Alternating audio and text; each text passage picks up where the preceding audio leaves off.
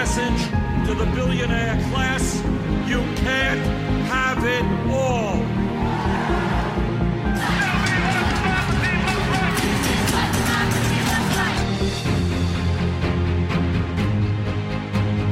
Hello and welcome to the Evolution of Now, and what is this? I'm your main host for 2 weeks in a row. We're going to be talking about school segregation later, but first I'm with my beautiful co-hosts, Chris. Good morning, Chris. Hello, how's it going? I'm on coffee. This is not a surprise for anyone. And of course we have Bree / the Badger. Yoo-hoo. Hello, Badger.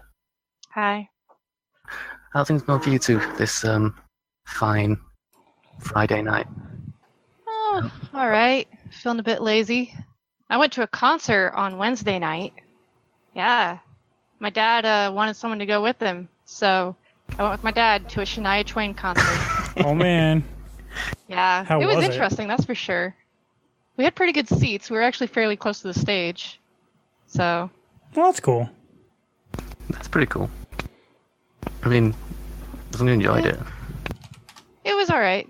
I mean, it helped that, you know, when I was a young and ignorant, innocent kid, I stole my dad's Shania Twain CDs, so I knew, like, most of her songs by heart, so. Not that I'd sung them in about 15 years. Hey, it's like riding a bike.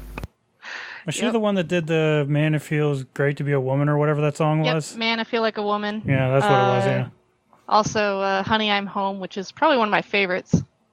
Honey, I'm home and I had a hard day. Pour me a cold one, and oh, by the way, I rub my feet. Give me something to eat. Wow. Moving swiftly on.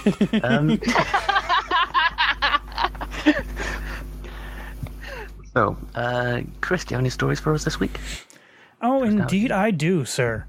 There's actually there's a lady that went to a Alexandria Ocasio-Cortez rally recently. She was stumping for another Democrat by the name of Bush. I forget the guy's first name because I'm great at these things. But she was stumping for him, and this lady went to it, and she is an avowed conservative, and she works for the Daily Caller, which I believe is... What's that? Just to interject here, I don't think anyone knows what the guy's first name is, because every article I've ever seen has just called him Bush and never once mentioned his first name. Oh, great. So it's not just me. Okay. Great. So, yeah, she was there, and this lady was there. She's a journalist for the Daily Caller. I think she was an editor-in-chief for the Daily Caller, a conservative journalist Let's be careful with the word journalist. The Daily Caller's not a great source. Yeah. Well, you know. Well, whatever. But you don't exactly do journalism. Yeah. But she went to the rally, and she was appalled by what she heard and saw at this rally. It was amazingly terrible. It was so terrible, she decided to do an ad for Ocasio-Cortez. Oh, yeah, definitely. No, but she wrote an op-ed at the Daily Caller, and that landed her on Fox News. And I actually have some clips from that Fox News thing, actually the entire thing, pretty much. I broke it down into 3 different clips here. It's altogether about like 2.5 minutes long or something like that, but each of them is like 40-something seconds long. We can start with the intro here. The hosts of the show asking her about herself and like telling about like how she went to this Ocasio-Cortez rally. So let's start with that real quick. She's being dubbed the new darling of the progressive left. New York congressional candidate Alexandria Ocasio-Cortez getting national attention as she hits the campaign trail for fellow Democrats. Well, our next guest is a conservative, and she went to one of her rallies. Daily Caller's Virginia Kruta, thank you so much for being with us. And you wrote an op-ed about it. Tell us why you went to her rally. What was the interest? Thanks for having me. Well, I went kind of to see what the fuss was about, really, because, I mean, I've been to conservative rallies before. I've been to a Trump speech. I've been to a Ted Cruz rally when he was running for president. And I just kind of wanted to see, why the message was resonating, because really the socialist message is gaining steam within the Democrat Party. So this is her explaining her motives, obviously, for going and everything. And then, I mean, I guess going to a Ted Cruz rally and a Trump speech gives her agency as to, I don't know what. I guess, I don't know why that's like a qualifier here exactly, but, you know, she mentions those. But the really interesting part, though, is in the second clip here, where she actually is asked a little bit more in depth about it and the rally itself. So based upon what you saw, why are people drawn to this message? Well, I was listening to them talk to Ocasio-Cortez and also to Cori Bush, who she was stumping for in St. Louis. And they say things, I mean, they talk about things that everybody wants, especially like if you're a parent. They talk about education for your kids, health care for your kids, the things that you want. And, you know, if you're not really paying attention to how they're going to pay for it or, you know, the rest of that, it's easy to fall into that trap and say, my kids deserve this. And, you know, well, maybe the government should be responsible for helping me with that. So basically, it's easy to fall into the trap. Yeah, it's a trap to think that think that your kids deserve a quality education and health care. It's such a trap. When we obviously know that your kids do not obviously, you know, they are not guaranteed or should not be guaranteed health care and an education. I mean, come on, like, where are we living? Yeah. I mean, it's easy to fall into that hole of believing that, you know, your kids deserve to be treated if they get sick. But let's not fall into that trap. Let's be rational now. Yeah, you know, and notice they're super concerned about how they're going to pay for it. You know, whereas when it came to $2 trillion tax cuts or a $12 billion bailout for farmers, nobody's concerned about how they're going to pay for that. You know, whenever the military wants more money, they're not concerned about how they're going to pay for that. Exactly. That was what I was going to say. Like military contractors specifically, you know, if military contractors want more money for a jet project or something, we have endless funds for that. That shiny new F-35 that Trump apparently thinks is invisible. I forgot about that. You know? Oh, man. Yeah, he actually literally says it's invisible. Like, you could be right next to it and you can't see it because it's stealth. So fucking funny. I know. It's stealth. Yeah, Super you know, stealth. I mean, like, that thing was like you can't see it. billions of dollars over budget, you know, and no problem. We'll just keep putting more money into it, you know. I'm listening to it like, wait, you know stealth isn't invisible, right? That's not what stealth is. Well, it is Trump, so yeah. Well, it depends, you know. Proper cloaking device. You know, like there was in Timothy Zahn's trilogy, Thrawn trilogy, as well as, you know, like I think it made a reprise in the Hand of Thrawn duology. I think the Klingons had some kind of advanced cloaking technology that made things invisible. Badger. What? We need to come up with like a code word for when you're just going off the rails.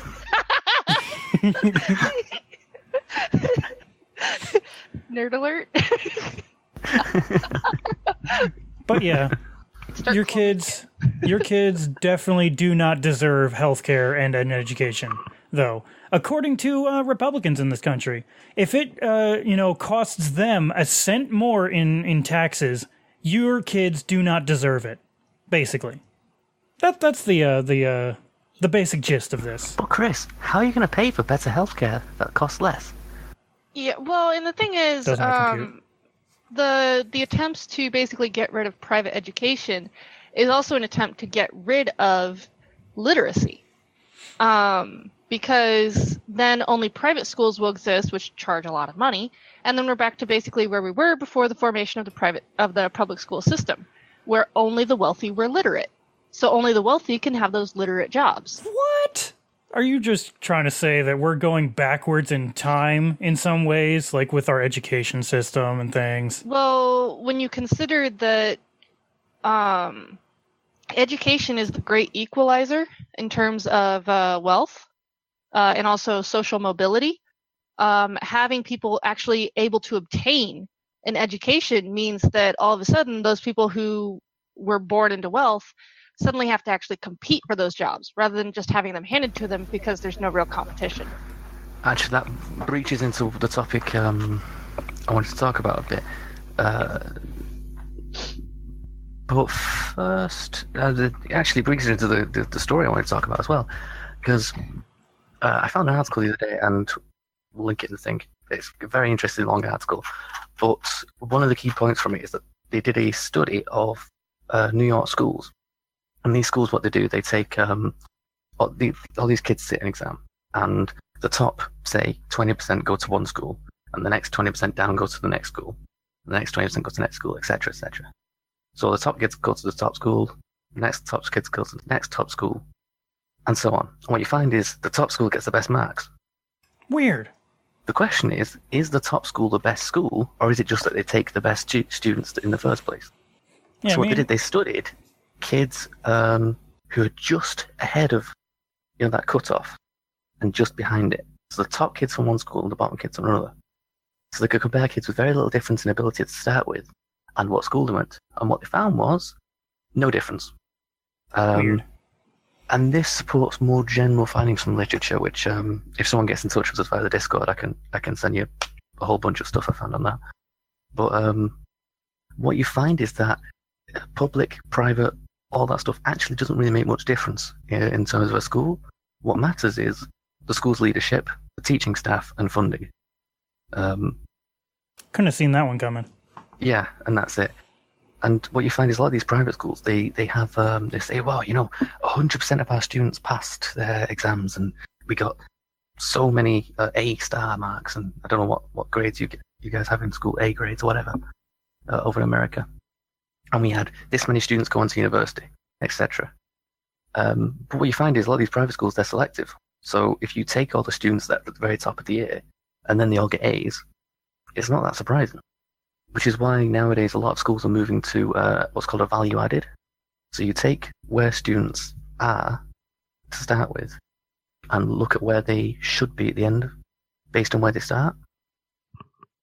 So if you start with, let's say you enter school as an A grade student and you leave as an A student, you've not gained any value. If you start school as a B and you leave as an A, you've gained a grade. So the school has added value, if you get what I mean. Yeah, the thing is, though, given the way that, our grading system works, if you're getting an A in a regular history class, and so you take an AP history class, and you get an A in that class as well, you've actually gotten a better education, but your grades don't reflect that. Yeah, that's true. So that's one downside. I don't know if they have a way there's a number of to downsides counter that. So with the system, they've recently implemented it over here, and there's a number of downsides with it. For example, the top 1%, I think it is, of students in the country get a level 9, what we call level 9. It's a leveled system, so it's 1 to 9. Mm-hmm. The problem is, more than 1% of the country are predicted a level 9. You see the problem? Yeah. So a lot of students are not going to meet their predicted grades just by virtue of maths. And what you find is it's all the private schools that can hire extra private tuition and do extra classes who get the kids to level 9s. The public schools end up with a hire load an of... extra physics teacher to come in and help when their physics teacher isn't actually a physics specialist. Yeah, exactly. That's the kind of stuff private schools can do. Yeah, just for the audience's sake, that's what my job was recently. But yeah, that's the kind of stuff private schools can do, whereas public schools can't because they don't have the money. Yeah. So what you end up with a lot of public schools whose kids, it's physically impossible for those kids to meet their target grades. So the school loses a lot of points. Yeah. By virtue of pure math. And that's problematic. On the other hand, you get a really weird thing where kids who are predicted like a level 1, who are really low ability, if they cannot possibly do any worse. So if they get a level 2, which is still quite low ability, they've added value. And the school gets a better grade for it. So you get a lot of the lower end schools that actually got a boost, which I thought was really fun. Yep. But yeah, that's my story. I'll link the whole article in the description, or Chris will. But yeah, it turns out what school you go to doesn't actually make a difference. What matters is the school's leadership, teaching staff, and the funding. Mm-hmm. For sure. Mm-hmm. As well as student encouragement, because a lot of students going to public schools, they feel like they're not really expected to excel. So they don't really push themselves. Yeah, that comes down to teaching staff and leadership, though. Yeah, true. Good leadership will create an environment where where students are expected to succeed. And if you've got the funding to push kids and things like that. Yeah. And parents' influence on that isn't to be underestimated either as well. So, I mean, there are parents out there who are satisfied with C's, whereas there's other parents who are like, you have a B. Why? Yeah. So in your school education system, you can't really connect. You've just got to... Yeah, you can't really control for that. So. Yeah. But yes. And that's why public schools are better. Okay, was there anything else, or do you want to move on to the main topic? There's Trump's cue cards. Okay, go on. So, latest edition in the Trump trade war. So we mentioned earlier that there's a $12 billion bailout for farmers that's been approved. Of course, that $12 billion bailout doesn't actually add up too much for individual farmers. Kirk Leeds, the CEO of the Iowa Soybean Association, said that the $12 billion in subsidies could buy Trump time politically, placating nervousness in states critical to the GOP's midterm prospects, especially since the checks are expected to arrive not long before November. But the value of those checks, when divvied up, there are some 40,000 soybean farmers in Iowa alone, for example, is in question. Leeds said he heard from one farmer who calculated he'd likely receive just a few $1,000s in subsidies, even as he's down $150,000 for the season. And also some local officials have said that the offer of free money is a sign that the tariff war is not working and it's also not ending. So that's making farmers nervous about the long term as well. And the trade war hasn't just impacted specifically those actually farming as well. It's also really hit a lot of related industries, particularly farm equipment. So there are 3 major farm equipment plants in Iowa specifically. There's John Deere, Vermeer, and I forget the third one. I know I probably should have looked that up, but I didn't. We're really good at that kind of thing here. Yeah, I know. There's a couple different John Deere plants in Iowa. I think there's one in Waterloo, there's one in Ankeny. And yeah, Vermeer's down in Pella. They actually just got hit by that tornado, so they're hurting from that to begin with. And depending on how good of insurance policy they negotiated in the first place, depends on how much they'll actually get out of that. But, a lot of farm equipment, it requires steel and aluminum. Well, guess what has a bunch of tariffs on it right now? Steel and aluminum. So they're looking at... So farmers are facing less demand. So they're going to downsize how much they put out in order to basically maximize how much money they make in the future. Well, with the less demand, how likely are they, and with them not being sure of their financial situation in the future, how likely are they to go out and buy new farming implements? Not very likely. So that already also impacts the higher cost of the implements to begin with because of the higher cost of steel and aluminum. So that's going to be painful. One thing. Aluminium. Whatever. It's weird. It's as if things have consequences. Yeah, I know. See, when I first heard about the bailout, I was thinking, oh, well, they're going to get the farmers on board. Then I heard how much it was, and that they gained a few thousand out of, 150 grand losses in some cases. Yeah. I mean, it's just ridiculous. It doesn't take an idiot to think, well, I didn't need a bailout. Now I do need a bailout. Clearly something's fucked up. And that bailout isn't even going to make up for the losses, which, mind you, it's not like that $150,000 loss was all going to be straight profit, because that's actually going to cover most of their expenses for operating year round. Like the cost of seeds to buy the next year. The cost of farm equipment, which constantly depreciates and needs constant maintenance. You got your fuel costs and everything else that goes into a farm, including, land values and property taxes and all that. Property taxes in rural areas are lower than in cities, but if you own a massive amount of land, it's still going to add up. Yeah, in order to be a successful farmer these days, and not have a second job, you have to have a lot of land, and you have to farm a lot of land, because otherwise you're just not going to make enough money. You know whose fault it really is, though? China. Obama. Oh, China. I was gonna, yeah. Oh. Of course. I mean, this is what I'm sure like Trump and his like diehard supporters are gonna just blame someone. It'll either be Obama or China. I'm sure. Maybe the EU at this point, since we're at trade war with them. So who knows? There is an interesting quote from Leeds at the bottom of this article, which is from Politico. It says China announced $199 billion infrastructure spending bill to spur their economy. We're all talking about the $12 billion, said Leeds of the Iowa Soybean Association. We're playing with squirt guns while they're using cannons.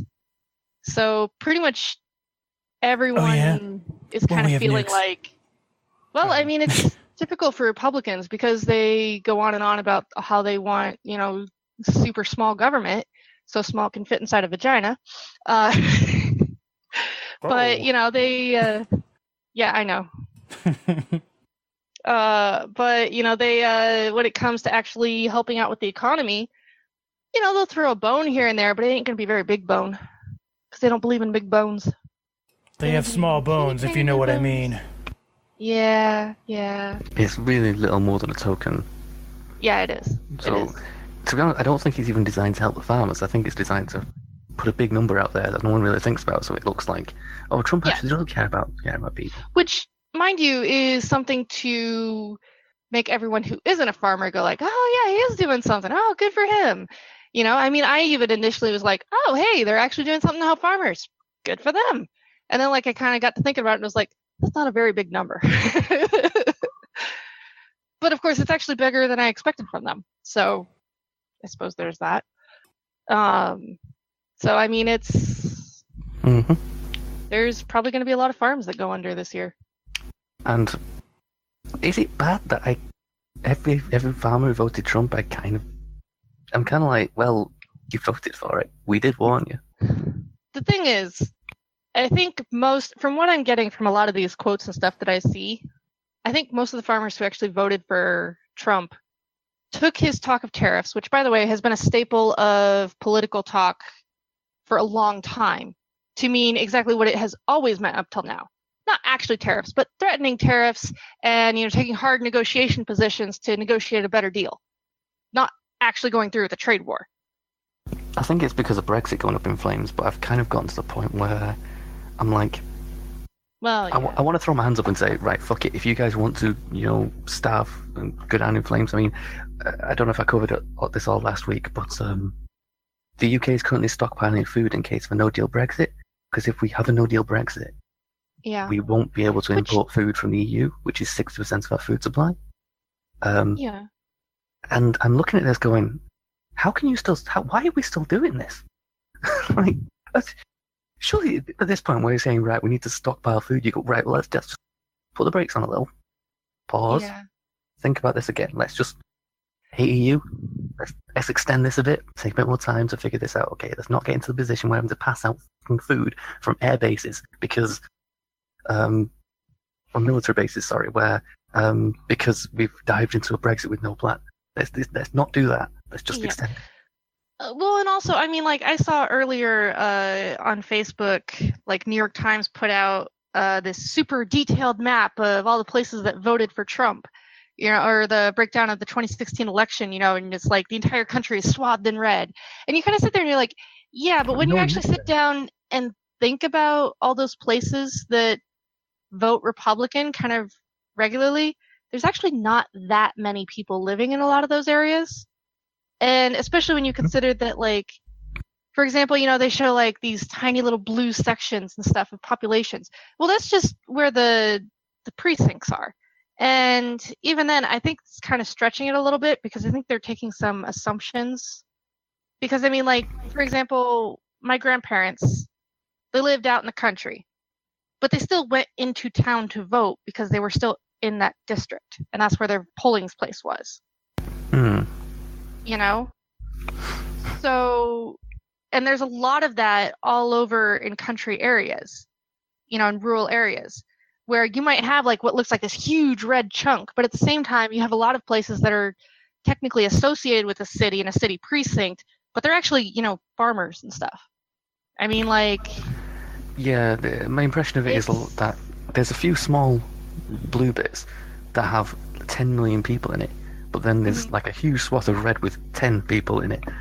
Well, it's more like 1,000, but yeah, I don't spread think out it's actually over 10 like people. an entire county or something. I mean, Unless there's in Wyoming, where there's counties in literally like 10 Iowa people. that have like a little over 1,000 people. Unless you go to Wyoming, where it's literally like, I think the population density was something like 1 every square kilometer or something. There's more cattle in Wyoming than people. Mm. Or at least there was last I heard. Maybe that's changed. I doubt it. I mean, there's more square miles in Wyoming than there are people, I think. Actually, that's probably stretching it. But I mean, the point is, you have like these huge swaths of red, so I mean, it doesn't necessarily mean that that's actually, I don't know. And of course, also there's a lot of people who live in more rural districts that actually drive into the city to work too. There's a lot of big part wants to throw my hands up and just say, well, fine, you voted for this shit, let's just go with it. And when it all goes to hell, I want to be standing there so I can look at you and say, good, this is what you voted for, and you suck it up. And then when you come crawling back, and next time you come up with some stupid idea like Brexit or Trump, I want you to look at me and tell me how stupid it is. Well, the thing is, it's like Trump says, he loves stupid people. I love the uneducated. I'm sorry, the uneducated. He loves the uneducated. And that's basically what it is a lot of times is, they find the uneducated people and then they convince them of a certain idea, which, anyone with basic education in these things goes, what? And they convince them of a certain talking point. And it works because, hey, if you make sure that the general public doesn't have access to an education, to a quality education, I should say, it's a lot easier to convince them of stupid things. A lot of the issues they mad about are real things.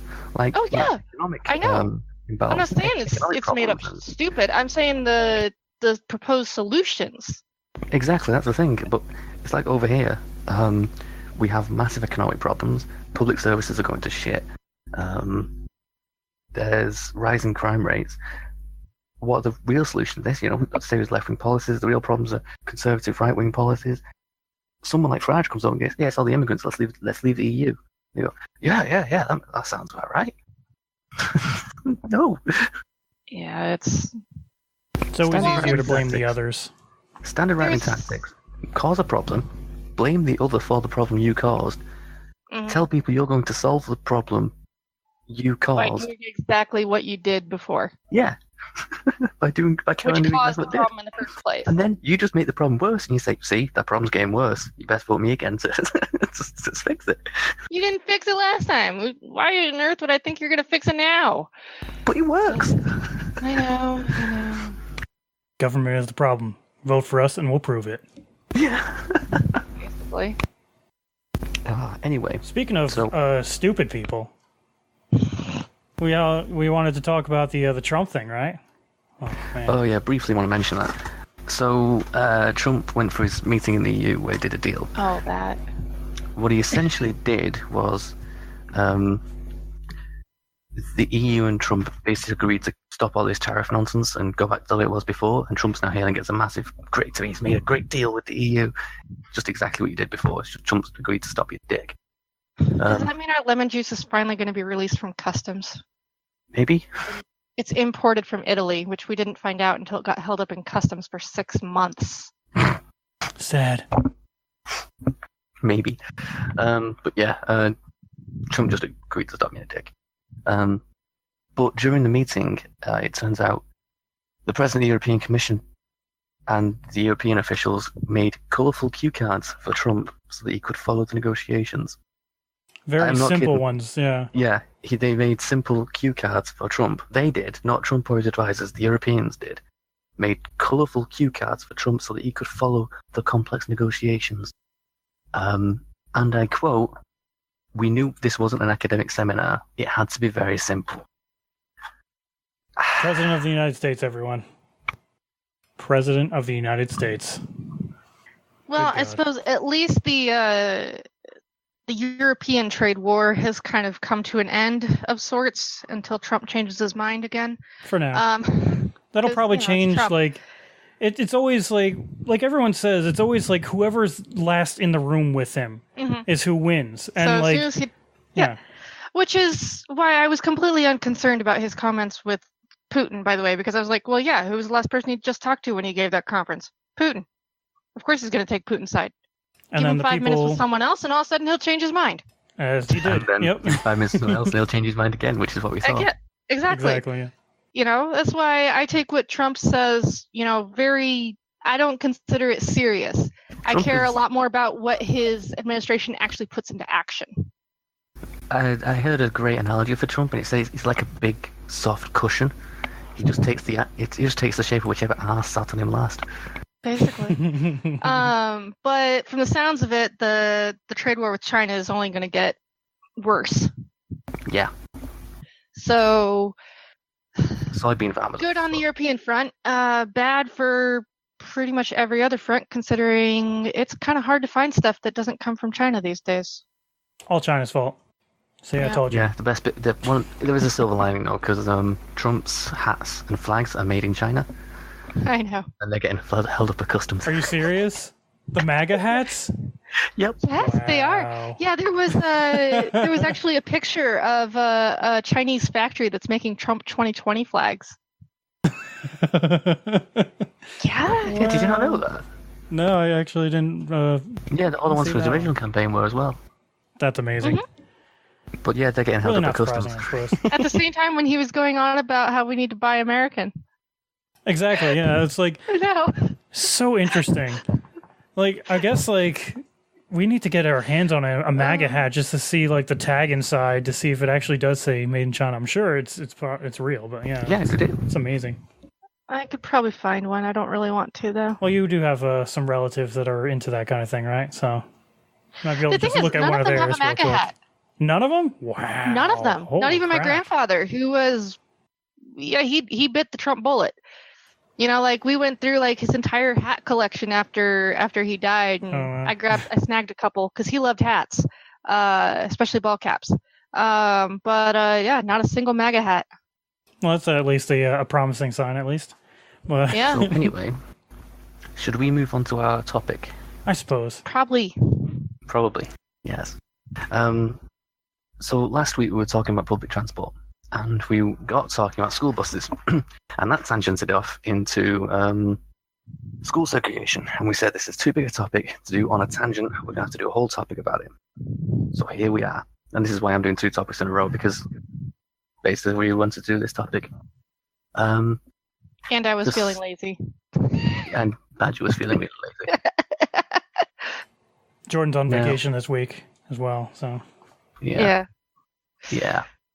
So, Chris, you said you had some notes on the Atlantic article. Yeah, I have Do you want to say this to start with? I have 2 different Atlantic articles that I really wanted to talk about. One specifically is more on school segregation itself, and the other one is about white flight, which is related to this whole situation that we are seeing ourselves in. Because this week, obviously, we're talking about school segregation and how it's actually getting worse in the current years. You know, not better. Well, do you want to start with some history first? But where it comes from? Yeah, you should probably start there. I don't know. Did you have anything on history to talk about? I know I wanted to mention just a little bit at least about the Boston busing crisis, which was an effort in Boston to desegregate their schools. Yeah, we'll mention that. But yeah, well, obviously it starts with simple legally segregated schools. So you had schools where black kids had to go because they weren't allowed to go in other schools. But after desegregation laws passed, you still had a lot of segregation, and really that's where I'd want to pick it up. It's in the article why schools are segregated. It's that last one linked. So in the US, school segregation at the moment largely comes from housing segregation. So you have back in the, I forget the year, you had redlining policies, which, long story short, forced black communities to live in certain areas and allowed white communities to live in better areas. What that meant was the black communities were segregated from the white ones, and the black communities had their own schools. And so you get this school segregation problem. In the modern time, it's largely still a function of that housing segregation, but also because the black families tend to be less wealthy, white kids that are in that same school district often end up going to a private school rather than the black school. Because black school, for various reasons we'll get into, tend to be less well-funded than white schools. Does that make sense? Yeah. Yeah. With specific to America here, people tend to think that the South is more segregated school-wise than the North, and that actually isn't true. And even before, like, the desegregation acts and everything, that was still, I mean, I think at that point it was true before then that the South was more segregated in their schools than the North. I'm not sure, because but only marginally. Not sure about that one. Yeah, Malcolm X. Well, I mean, Malcolm X talked about that's a lot of the Northerners living in New York City, liberals, were, you know, dead snooty and looked down their noses at the racist Southerners when, in fact, their schools were extremely segregated. Yeah, that article yeah. I talked about earlier about the schools. They looked at 990 students from the top schools. Guess how many of them were black? 10. And that's in New York. So, you know, segregation's a problem even in the so-called liberal areas. New York was extremely segregated, and it wasn't just against black students either. There had been a long-standing tradition of basically funneling immigrants into their own separate communities and then forcing them to go to school with those within their communities and not allowing them to mix with people who were not in their communities. So, for example, there were German schools, Italian schools, French schools, Russian schools, Jewish schools, black schools, etc. And what you find is that schools are often funded from property taxes. And property taxes depend on the value of your home. So if you live in a nice area with high property values, you pay more in tax per person, and so your school's better funded per person. But if you live in the inner city where property values are quite low, you pay less tax per person to the school, and so the schools have less money per person to work with. So the schools are just straight up not good. That's one of the big problems with the segregation thing. And of course, the appraisers would basically go in and be like, okay, you're in a black neighborhood, or, you know, you're in a minority neighborhood, whatever minority they happen to have a problem with. Yeah.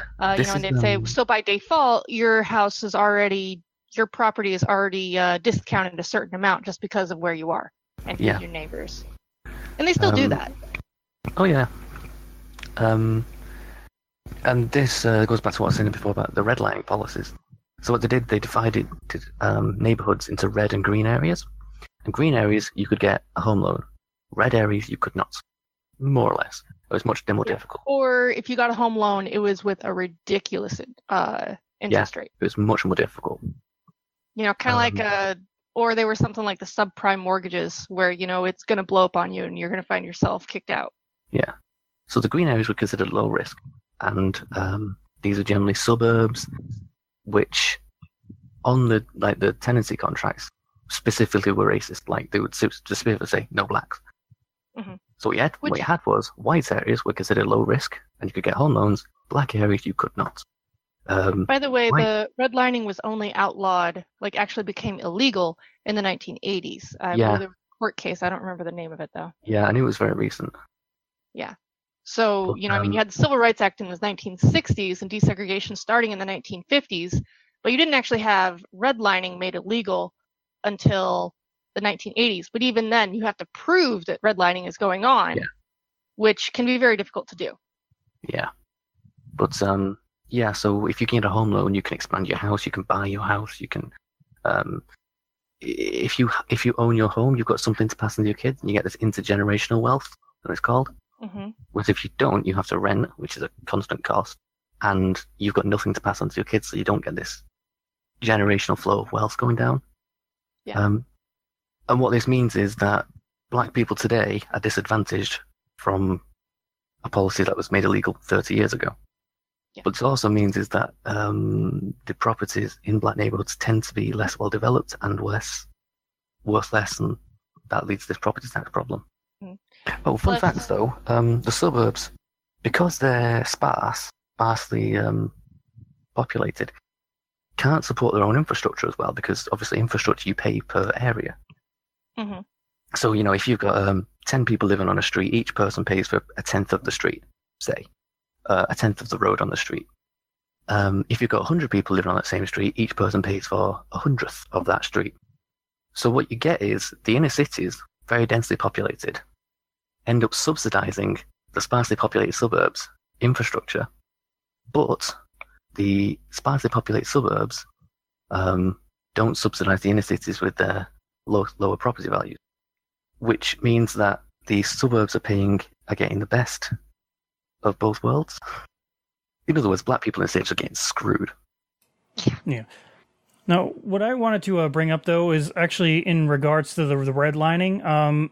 Those policies did make it so that, like, those areas did sort of, like, segregate on racial lines. Like, the inner cities became more densely populated with African Americans, and then the suburbs, like you were saying, were more explicitly no black people allowed.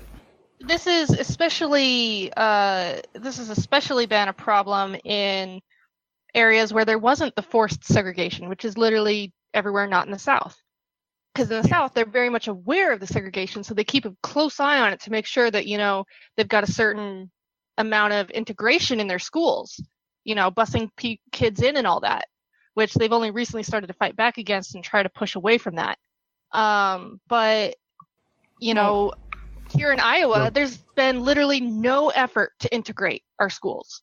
I mean, mind you, we've got like 98% white population, although that is changing.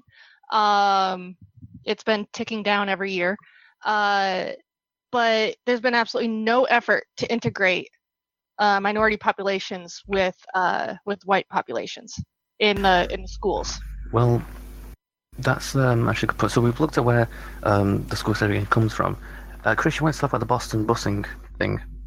Yeah, I wanted to get to that eventually. I wanted to just point out something here, though. Like, I found an analogy that sounded pretty decent to me on, like, how this whole thing works and why it is still the way it is today. From one of the articles, the Atlantic articles, this one was about specifically school segregation. It said, in places where segregation is already firmly established, government action can have the effect of locking in those racial lines. Here, an analogy might help. Imagine a housing subdivision where almost everyone is white, surrounded by neighbors that are heavily non-white. Now, imagine that the subdivision builds a large wall, hires a security guard for the entrance, and refuses to sell houses to anyone new. You'd be hard-pressed to argue that these changes weren't segregative, even if, for the time being, everyone continues to live in the same place. And so that is what we're seeing with our schools. What happens is we were sort of mentioning it. Their districts. They just literally described a gated community. Exactly, yeah. But, like, this is talking about, like, our school districts, though. We have our districting of schools specifically, like, set up in these subdivisions that exclude certain areas. And this is why our schools tend to be segregated so heavily in the north. And nowadays, the South is definitely much less segregated. And one of the reasons for that has been because their school districts are much, much larger. They can actually span an entire county, even. And because of that, school districts here in Iowa that span multiple counties. Yeah. So over here, you pick from local schools. So when your kids go into secondary school, you get a letter in the post of all the local schools, and you pick your choices. and they'll try and get you into the school you want to go to. Yeah, you have to actively try to get into a different school than your automatic school district that you live in here. I mean, there is open enrollment. So, I mean, like if someone from, say, Newton really wants to go to a school in Des Moines, they can, but their parents have to drive them there. They also have to actually get accepted into the school because certain schools are like, we've got too many students. No. That's an interesting thing for me because it's been hard to get my head around looking at this because where I live in England, in a city, there is a dozen secondary schools within bus distance of me, within an hour's bus. So. Yeah, and the example I just gave was at minimum a 30-hour drive. Yeah. 30-minute drive. Probably about an hour considering the time school starts and when they get out. Yeah. So it's actually been hard for me to get my head around a lot of this. Yeah. Whereas there's kids who literally were in the same school district I was in that they were on the bus for several hours to get to school. You know? Yeah. So there was a second paragraph to that one that I just read earlier, though, that I wanted to mention. It actually does say basically all the things that we just said, sort of, though. It says, in American schools, metaphorical walls are going up all over the place. For instance, school districts in the South are traditionally larger than elsewhere in the country, often including entire counties. As a practical matter, this makes Southern districts easier to integrate. Their wide expanse means they contain many white and non-white students alike. But in recent years, Southern districts have begun to fragment. Sometimes this is caused by white neighborhoods and cities that attempt to secede and form their own all-white districts. In other places, fragmentation is driven by statewide political forces, such as in North Carolina, where a conservative legislature is currently weighing breaking up large districts. No matter the cause, the ongoing splintering of districts places integration further out of reach. So that goes more into it, you know, and yeah, this is a big problem. The South has been a little bit more integrated than the North, and yet they're slipping backwards, like we did mention. And yeah, it's hard to see what we need to do to fix that slip. I guess put more progressive-minded people in office in these places. It's just kind of hard to do that in red states. Want to sit in office. Yeah. Yeah, it's a difficult topic because also, I mean, well, here we've generally tried to have smaller school districts just because of the distance involved. We don't want students traveling too far. There is definitely an emphasis on community here in that you want to go to school within your community. You don't want to go to school like, you know, in another community. Plus there's traditional rivalries and all that. There's supposed to be some school that my school had rivalry with, but I hated my school, so I don't even remember. But, you know, I mean, like there's been a major problem with consolidation of school districts here because the schools just don't have the funds. Of course, our rural school district consolidation has nothing to do with attempts to desegregate or even attempts to segregate because the vast majority of our minorities tend to live in our cities, which typically are their own school district or have multiple school districts in them. Like Des Moines has, I think, at least 4 different high schools within it, more if you count Norwalk and Sadell. So, I mean, it's a difficult question. And of course, in the South, it's a different dynamic and different balance because of the historic nature of segregation within the South, where it was literally codified into law. It wasn't actually, and that's the main thing, though, that I think that a lot of people miss, is the segregation in the North was mostly ignored because it wasn't actually codified into law. It just kind of happened. You're not specifically. It just kind of happened, you know? And it's not that, you know, there wasn't the KKK in the North. The KKK was present in all 50 states, I think. Maybe not Alaska and Hawaii. I don't know about those two. But in all landlocked states, in the contiguous 48 states, there was a KKK chapter in every state. You know, how big they were kind of varied. But, like, I think at one point in time, the largest chapter was in Ohio. And I think at another point in time, the largest chapter was in Indiana. Those are both northern states. Neither of them had Jim Crow laws. Neither of them had legal segregation. But segregation still happened there. And if you didn't follow the segregation, even though it wasn't the law, you could expect a visit. Yeah, that segregation, I think we mentioned it earlier, in the North was because of housing policy. So, I mean, It wasn't specifically that whites and blacks had to have different places to go. They couldn't attend the same schools. But it was the case that they could not live in the same areas, typically. Well, there was also, white and colored fountains. There was white and colored entrances. Those signs were up in the North as well. It wasn't a law like it was in the South, but people still put those signs up. Yeah. And, that stuff still happened in the North. We like to pretend it didn't because it wasn't the law. And I think there's a lot of whitewashing, ironic term there, of segregation in the North. And we just kind of ignore it. And when talking about the Civil Rights era, we only ever talk about the South. And I think that's a major problem. For sure. Because it leads a lot of Northerners to grow up feeling like, well, what should I have to feel guilty about? And it impedes the solutions to the problem if half the country doesn't even accept that there is one. Exactly. So, and I mean, housing discrimination and school segregation is just one part of that. I mean, there was a lot of Black Americans who moved north.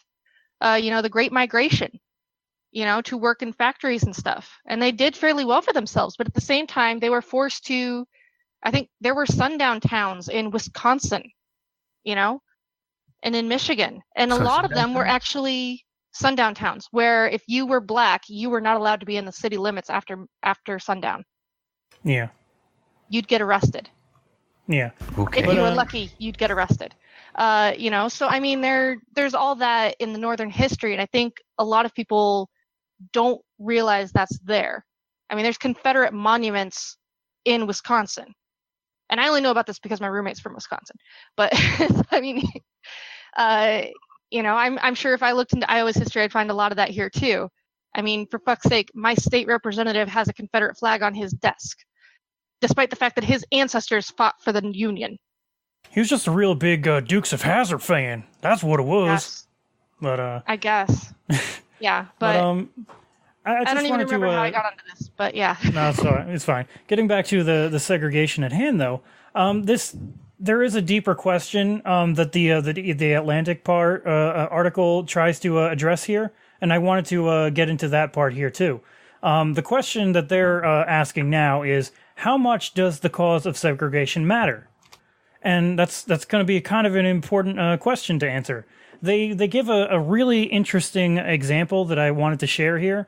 They say, imagine if a landlord confronted with a leaking roof responded by saying that the real problem was just too much rain. It's true that in some sense rain causes leaks, but only because there was something wrong with the roof in the first place. And at the end of the day, the leaks are still a problem that needs to be fixed. Likewise, it's true that diversity in schools is increasing, but it's only making segregation worse because of flaws that already existed in the education system. The fundamental defect in American schools, the hole in the roof, if you will, is that they have long exhibited patterns of racial concentration, mostly due to housing segregation and decades of discriminatory education policy. If schools were already integrated to begin with, you'd expect increasing diversity to raise all boats and relatively evenly. Most schools would get less white, but few would find themselves truly segregated. Instead, in a long segregated system, the effects of increased diversity are inevitably lopsided. Schools already suffering from a relatively high degree of segregation have found themselves completely isolated.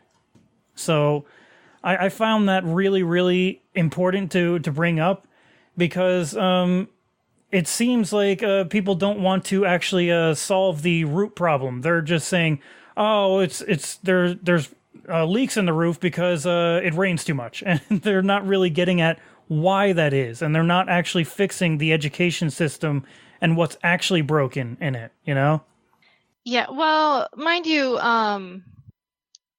there's a refusal to admit that there's a problem even in the first place. They're not even saying, well, it's, the reason there's water coming in is because the roof's leaking. They're like, what are you talking about? There's no water. There's no problem. There's no leak. Yeah. Nothing's wrong. They're like, oh no, we fixed that ages ago. That's we did that way back in like the 1950s and 60s, right? That's what's go Martin Luther King Jr. And and whenever they do talk about these problems with racism and stuff, they point at the South because they've been taught all their lives that it's not a problem in the North. That the North has been open-minded and stuff. We didn't have the same history of slavery that the South did. We didn't have the same problem of segregation that the South did. We're, above that. It's them horrible Southerners. They need to learn to get along and accept their neighbors, And it's sort of this, we refuse to admit it's a problem in our area. And I'm sure if you go and you look up New Jersey's history, you'll find that it's full of racism. Nope, totally not. Too. Nothing going on here. Yeah. We're really cool over Come here. on. No, of course, yes, of course. Second only to New York in terms of corruption and all that. Pretty much. Yeah, it is inevitable. It's. You'll find it in every state. Yeah. Something, right? Yeah, I know, but it's kind of like we've got this sort of. You can't really address the problem until you actually admit there's actually a problem there.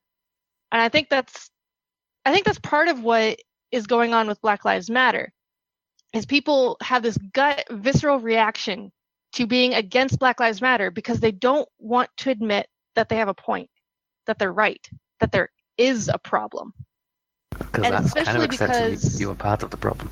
Mm-hmm. And especially because a lot of these events that have basically ticked off people and activists and gotten them out in the streets and complaining, they're northern states. Yeah. Think about it. Maryland, Baltimore, Freddie Gray? Eric Gardner in New York, Tamir Rice in Ohio. I can't remember his name. The guy who was shot in his grandmother's backyard in, was it San Francisco? Where was Philando Castile? Philando Castile was in Minnesota. Mm-hmm. You look at it and you trace it on the map, and a lot of it is in the north. There's, the one that really kind of seemed to spark it off was, Ferguson, with, and that's in Missouri. That's in the South. Okay, everybody expected that, so then it allows all those self-righteous people to point their fingers and go, that horrible South, they need to learn their lesson. And then you see all the different stories of unarmed Black men and children being shot in the North, and you're like, this is getting uncomfortable. Because then it's like you're faced with the fact that there is a problem, and you don't want to admit there is a problem. And it's the same thing with school segregation. We don't want to admit it's a problem. That's why New York is still faces that. They still are one of the most heavily segregated school district areas in the country, in New York City anyway. I don't think they're the most segregated, but they're one of. They're in the top 10 or something. And one of my problems with the Voting Rights Act, and what I felt that the judges said was wrong, was they said, well, you can't treat certain districts like they're different, like they have to be put to some special standard. And I was like, I agree, because I think that special standard should be applied to the entire country, because you have people who are not in these specific districts who also have a history of voter discrimination, but they've been ignored because they're not part of these specific districts, which, mind you, one of the districts that was let off the hook with having to prove that their changes to their voting rights laws was in New York. It was in New York City. I don't remember which district it was. Yeah. So, I honestly, because I look at, the different voter rights laws, the changes to the voting laws that have been passed in state after state after state that are extremely restrictive and designed to decrease voter turnout. Yes, it's done on a partisan basis, but it should, every single district, in my opinion, if you're going to change how you do your voter rights laws, you have to pass it through the Justice Department first. Every single district, every single precinct. You should, because I don't trust anyone to not be discriminatory. And it's extremely blatant what they're doing. Like, yeah, they often don't even hide it. Yeah, I mean, they tried to cut that, there was a Republican who was asked about this, and he said, doing it by race is illegal. Saying you discriminate against a race is illegal, but saying you discriminate against the other party isn't illegal.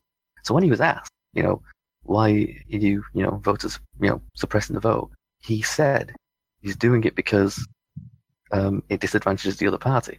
And he just admitted that straight up. Yeah, he ended up having to resign. Yeah. But the fact that they just admit it. Yeah. Yeah, but getting back to school segregation, though. It's okay. There's a lot of problems with segregation in schools. We've been talking here about like how it does tend to seem like schools with more predominantly African American populations tend to skew towards lower funding, and in those ways, it performs less well than predominantly white schools. And so that's a very big problem with school segregation. But there's also another problem that I wanted to bring up, though, that Atlantic piece also touches on, that I thought was very, very important to bring up. And they put in here, they say, and of course, there's another reason to worry about school segregation, regardless of its cause: the problem of second-class citizenship. Ironically, this problem generates less discussion than wonky technocratic concerns about test scores and income mobility, but it was pivotal in propelling the school integration push of the 1960s and 70s for good reason. Civil rights advocates are not wrong to worry that beyond any set of individual outcomes, it is not healthy nor sustainable for a society to effectively consign most children of color to an alternative system of schools. Doing so helps construct or reinforce ideas that racial caste in the minds of Americans, and worst of all, in the minds of the children themselves. So there are actually a lot of African American children that do think that they are subpar to the white populations because of the inherent segregation and lack of funding of their own schools when you compare them to the white schools. This is something I was looking at. I think it was Boston, might have been Boston, where the schools are so underfunded. Was it Boston? Might have been somewhere else. But schools are so underfunded, the kids are basically in a daycare. That's because they just don't have the resources to teach them anything. So the kids go to school for, 6-7 hours and don't do anything during the day. So of course the test scores are terrible and those kids have no education whatsoever. But the thing is, then you have one of the races, a race of kids who don't get any education, and that reinforces a stereotype that the kids of this race are less intelligent. Well, and it goes back to kind of what I was talking about with where by keeping them uneducated or undereducated, as typically is the case, usually they don't go for straight uneducated, that keeps them from competing for positions in colleges. It keeps them from participating for competition in jobs. It keeps them from economic mobility and social mobility. And honestly, it's not just aimed at minorities, but it tends to be aimed at minorities specifically. But it catches up a lot of other people at the same time, which is why a lot of times when it comes to talking to poor whites, just simply talking about the fact that this stuff's a problem and it needs to be addressed, and if you avoid using racial terms and talking about it in racial terms, you can oftentimes get them on board because they know firsthand that this affects them. Because yes, we are talking specifically about programs that are aimed at keeping minorities down. But at the same time, it also keeps a lot of poor whites down at the same time because they just get caught up in the system because of where they happen to live or how poor they are. And I mean, I'd love for, some kind of reparations and stuff for what minorities have been through in this country. And are still going through. But yeah, and they're still going through. I mean, talking about like Native American reservations and, you know, what happens there, and like a lot of these neighborhoods and stuff that minorities have been funneled into over the years through tactics like redlining and such. And it's a problem ongoing, and it needs to be addressed. But how you would go about doing reparations in a way that you could actually get the majority of the country on your side for, I have no idea. And fixes the problem. And fixes the problem. I think it's a common right-wing... Because giving them a lump sum of money doesn't help. That doesn't actually help anything, yeah. I was going to say, a lot of common right-wing thing is, they just want white people to pay black people for slavery, and that's not actually at all what it is. Like, things like, if you could build houses of cheap, not necessarily complete cheap, but affordable houses, and just give them or sell them at cost to minorities, that might be a decent start, at least. And I think there needs to be a better effort at integrating neighborhoods, because there was a big push to integrate schools. But when redlining was done away with, there was absolutely no push to actually integrate neighborhoods. That's the other thing. To encourage minorities to move into these neighborhoods that they previously hadn't been allowed to actually move into. This is a good time to talk about the busing if you want to do that, Chris, because I know you wanted to get onto that. I know I had a little bit that I wanted to talk about in regards to the Boston busing thing from Ruth Batson, who was one of the biggest civil rights activists in that fight at the time. Another one of those Atlantic articles from that about the Boston busing crisis. Starts off with some quoting from her, which I thought was really, really interesting. But do we need to explain the background for the busing thing in the first place? Yeah, I guess that would be a good idea. So they had this idea for when integrating schools that what they'll do, they'll simply bus kids from one school to another. So they'll bus white kids to the black schools, the black kids to the white schools, to try and integrate the schools a bit.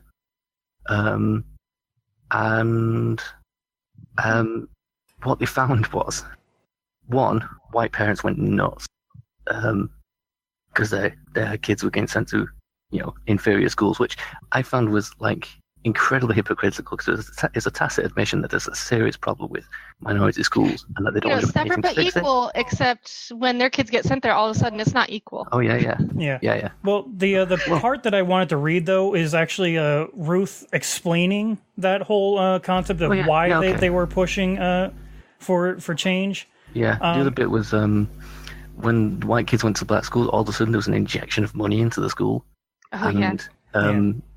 The school administrators were talking about how it was like someone had given them $1 million overnight. The school's sports hall got upgraded, and they got computers, and they got all this. I'm like, yeah, that's really bad. Yeah, but this article starts out with the Ruth saying, quote, "When we would go to white schools, we'd see these lovely classrooms with a small number of children in each class," Ruth Batson recalled.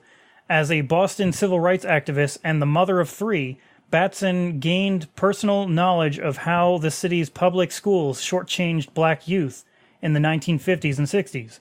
Quote, "The teachers were permanent. We'd see wonderful materials. When we'd go to our schools, we would see overcrowded classrooms, children sitting out in the corridors, and so forth.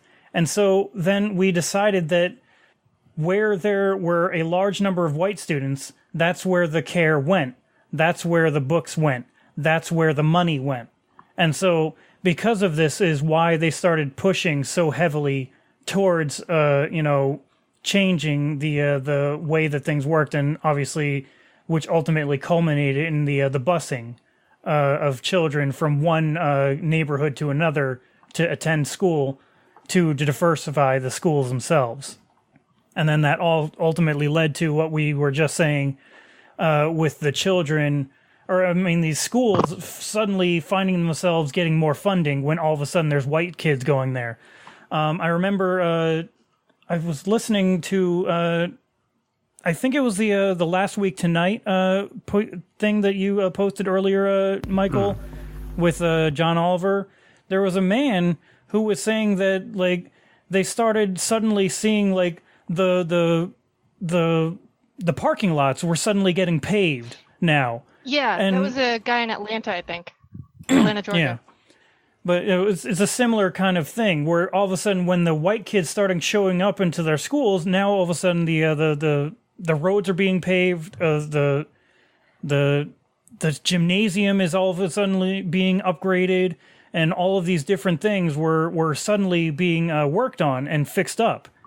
And it was only after white kids started being brought into the school that they started happening. And it was the same thing that was happening in Boston as well. So yeah. And you had a lot of white parents like, I don't want my kid to get stabbed or taking drugs. And it's like, so you know there's a problem.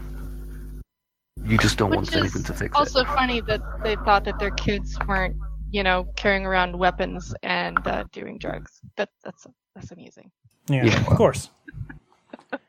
But there has been a notion though that segregation has been declining over the years, but that's actually wrong.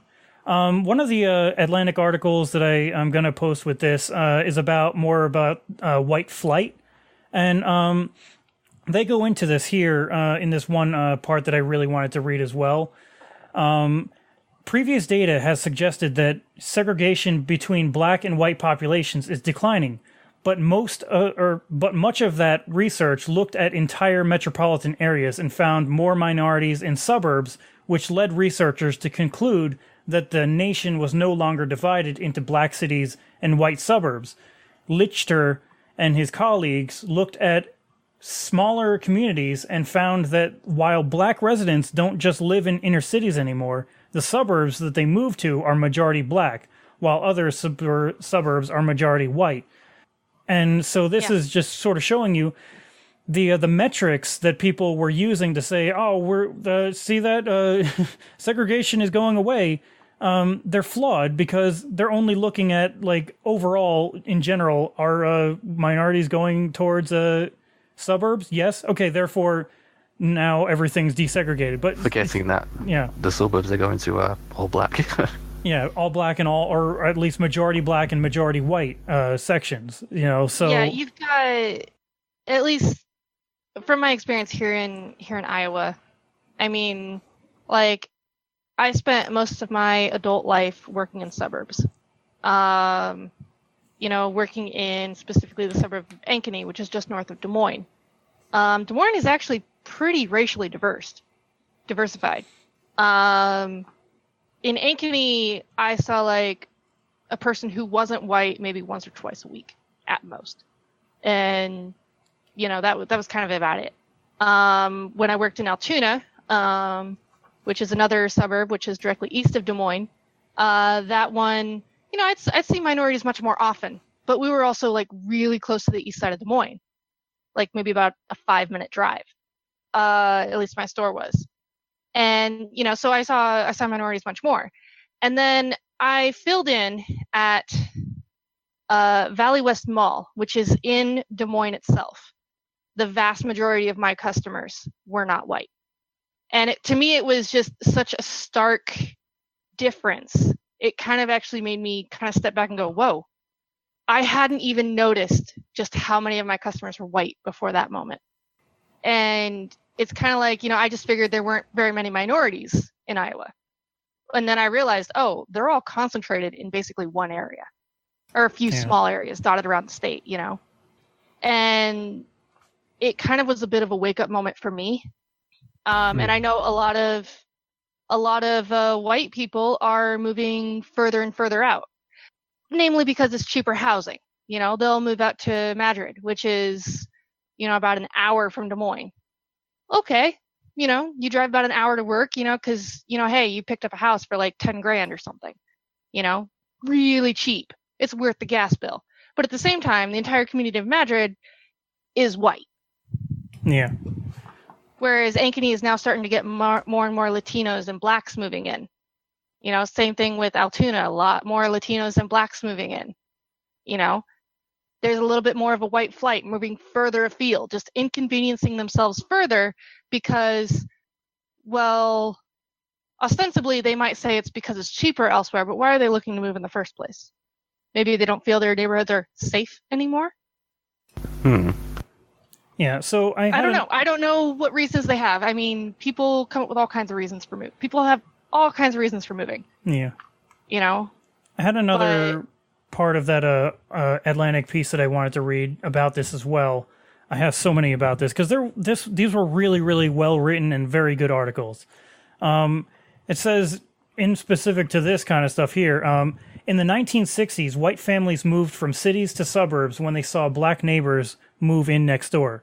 Now they move from suburbs to further out fringe areas, often not counted in academic studies. Hunkering down in all-white neighborhoods, affluent gated communities, or unincorporated housing developments at the ex-urban fringe, the researchers write. And more white Americans drawn by walkable neighborhoods or transit are moving back into inner cities that were once shunned. Young whites and baby boomers, for example, are moving to areas of central cities such as Washington, D.C., which was for years a minority city. That in turn prices out minority residents. And so this is gentrification. And what happens is, an area becomes very poor, and after all of the white people move out and the minorities are left there, and then suddenly once the minorities are starting to pick up some steam and getting more wealth and going into the suburbs, now the white people are moving away and they're moving back into the inner cities, and then they price out the minorities that are already living there. And it sort of becomes like this game of cups almost, where you're always constantly moving around where everyone is. And yeah, and I mean, and I admit I want to live in a city. I want to live in a walkable area because I don't want to drive a car, and it's generally much cheaper in the city, which is good for me because I don't have a whole lot of money. Yeah. But at the same time, I do recognize that drives up the prices for people who live there because there's a lot more demand now. It's kind of hard because when you're making those economic decisions for yourself, you don't necessarily think of it as gentrification, and you don't realize that you're contributing to the actual trend. And I mean, the idea of me moving somewhere, it's one of the reasons social housing is very important. Yeah. And I don't know, it's a difficult thing to do because a lot of times, even when you can be participating in something like gentrification without even realizing you're actually participating in it, Yeah. And it's kind of a question of, well, how do you not participate in it then? Do you force yourself to move into these mostly segregated communities where you have to spend a whole bunch more money to live there? Or do you go somewhere where you think you can afford to live and thus contribute to the gentrification? That's the problem with this, you can't not participate in it. Yeah. It's a thing where it's like, well, how do I not be one of these horrible people? Just by nature of my skin color and the assumptions that people make about me, I participate in it whether I want to or not. Yeah, you really can't. Yeah. It like seems... I say, it's why social housing is really important, because you can set the prices on it. So demand whatever, if it doesn't really matter, you can just set the price. Those rent-controlled apartments are ridiculous because they set the rent prices such that essentially you have to make a ton of money to actually live there. Yeah, that's not the... that's not... Every rent-controlled apartment I've looked at, they're like, oh, it's rent-controlled. And I'm like, oh, okay, so I just have to make sure that I'm making a certain amount of money. No, they're like, and I'm thinking like, there's a ceiling. And they're like, no, you have to make at least this much. And I'm sitting there and I'm like, holy shit. That's really stupid.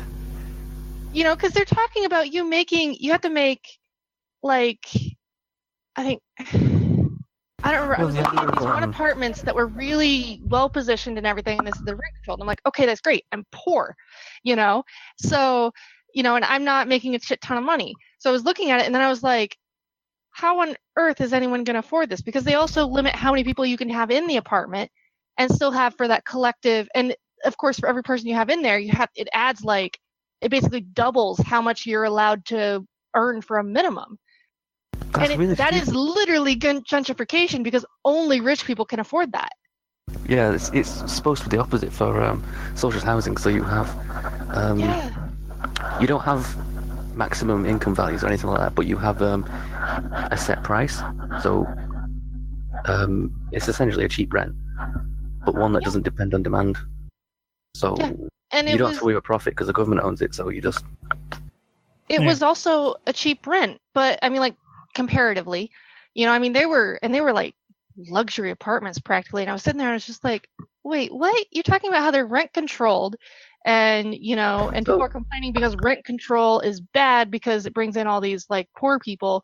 But then I'm looking at it and I'm like, no, these are luxury apartments at, I mean, and they're at moderate prices, I mean, they're not low end prices, but they're not top end prices for like what they're offering.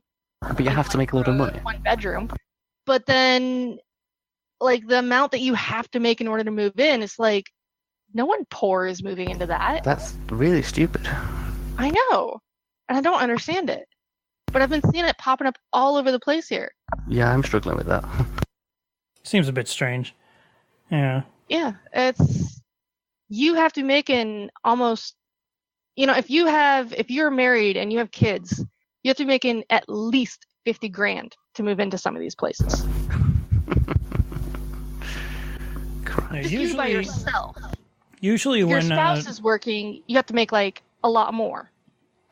Yeah. Usually when people talk about rent control, that typically means that they want to control rent prices so that the people that live in the area before this gentrification process can stay living there, And this sounds like it's sort of like pushing people out instead. So yeah, well, and mind you, these are new construction buildings. In places where there previously it was a field before. Like they literally were growing corn there 3 years prior. Of course it was.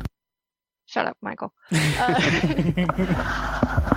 I mean, I don't know if that's just something that's kind of unique here in Iowa, but like I've been seeing that kind of popping up all over the place.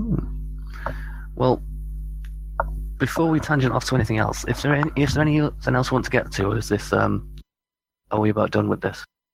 Yeah, I kind of just wanted to just say the school segregation that we see nowadays does seem to be falling on the lines of real estate segregation.